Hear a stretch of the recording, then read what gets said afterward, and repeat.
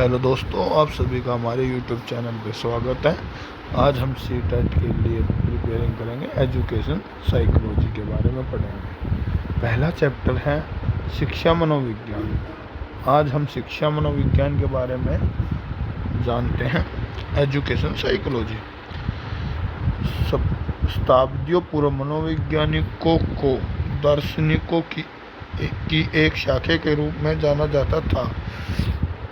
बच्चों, जो पुराना समय था तभी से पूर्व मनोविज्ञान को, जो मन की भावना थी, उसको दार्शनिक की एक शाखा के रूप में जाना जाता था। मनोविज्ञान को स्वतंत्र विषय बनाने के लिए हमें परिभाषित करना प्रारंभ किया। इस चीज़ को हमने मोटिवेट किया और इस चीज़ को हम आगे लेके आए कि हर बच्चे को इस चीज़ के बारे में पता हो। साइकोलॉजी शब्द की उत्पत्ति लैटिन भाषा के ग्रीक लैटिन भाषा के दो शब्दों से साइकी जमा लोगिस से मिलकर हुई है। अब क्वेश्चन ये आ जाता है कि साइकोलॉजी शब्द की उत्पत्ति कहाँ से हुई, तो एग्जामिनर हमें ग्रीक और लैटिन दे देता है। ठीक है भाई बच्चों, जिसमें कि हमें ये याद रखना होगा कि जो साइकोलॉजी है वो इन दो शब्दों से मिलकर बनी है और ग्रीक जो भाषा है वो लैटिन का ही एक हिस्सा है। इसके बाद भाई बच्चों, साइकी का अर्थ है, साइकी का अर्थ आत्मा है, आत्मा, और लोगोस का अर्थ है मन का अध्ययन करना। आत्मा शब्द को आधार मानकर 6वीं शताब्दी में सर्वप्रथम 6वीं शताब्दी में भाई सबसे पहले प्लेटो, अरस्तु और डेकार्टे के द्वारा मनोविज्ञान को आत्मा का विज्ञान माना था। सबसे पहले 6वीं शताब्दी में ये जर्मन में प्लेटो, अरस्तु और डेकार्टे, ये 3 मनोवैज्ञानिक हुए जिन्होंने द्वारा मनोविज्ञान को आत्मा का विज्ञान माना। लेकिन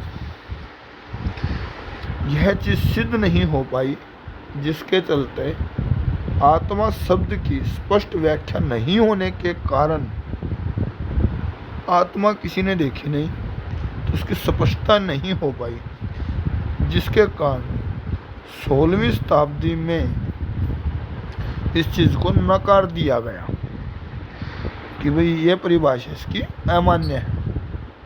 ठीक है भाई बच्चों, अब क्वेश्चन आ जाता है कि सबसे पहले सर्वप्रथम शिक्षा मनोविज्ञान की व्याख्या किसने दी, आत्मा का। तो इन तीनों में से कोई भी आपके सामने हो, इन तीनों में से, तो आप आंसर में लगा सकते हो। अब 16वीं शताब्दी में इस चीज़ को नकार दिया गया, मना कर दिया गया। आत्मा शब्द की व्याख्या हुई ही नहीं, किसी ने देखा ही नहीं। 17वीं शताब्दी में इटली के मनोवैज्ञानिक पाम्पानोजी व सहयोगी थासड्रीड ने मनोविज्ञान को मन का विकास बताया। पहले किस चीज़ का बताया था भाई? आत्मा का। अब आत्मा किसी ने देखी नहीं, और उसके बाद 17वीं शताब्दी में इटली के मनोवैज्ञानिक थे भाई, उन्होंने मन का विकास बता दिया। अब मन का विकास बताया तो मन तो चंचल होता है। जैसे कि छोटा बच्चा है, उसने मूवी में देखा कि डॉक्टर बहुत अच्छा काम कर रहा है, किसी की जान बचा रहा है, तो वो उसके मन में तो भाव आया ना कि भाई मैं बड़ा होके डॉक्टर बनूंगा। अब उसने फिर कोई मूवी में देखा कि पुलिस वाले ने बहुत अच्छा कार्य किया है, तो उसके मन में ये भी आया कि मैं बड़ा होके पुलिस वाला बनूंगा। तो इससे जो मन है वो चंचल है, जिससे कि मन और मस्तिष्क बदलता रहता है। जिसके चलते यह चीज भी बाद में जाके अमान्य घोषित हुई। बाद में यह परिभाषा भी अमान्य व अमूर्त अर्थ होने के कारण 18वीं शताब्दी में अमान्य हो गई। क्या हुआ भाई बच्चों, बाद में से भी नकार दिया गया। कब नकारा गया? 18वीं शताब्दी में। 19वीं शताब्दी में विलियम वोंट, विलियम जेम्स, जेसली टिचनर, वाइट्स आदि के द्वारा मनोविज्ञान को चेतना का विज्ञान बताया। अब यहाँ 19वीं शताब्दी मैन है जो कि सीट एटम से पूछता है, क्वेश्चन वहाँ से लाता है।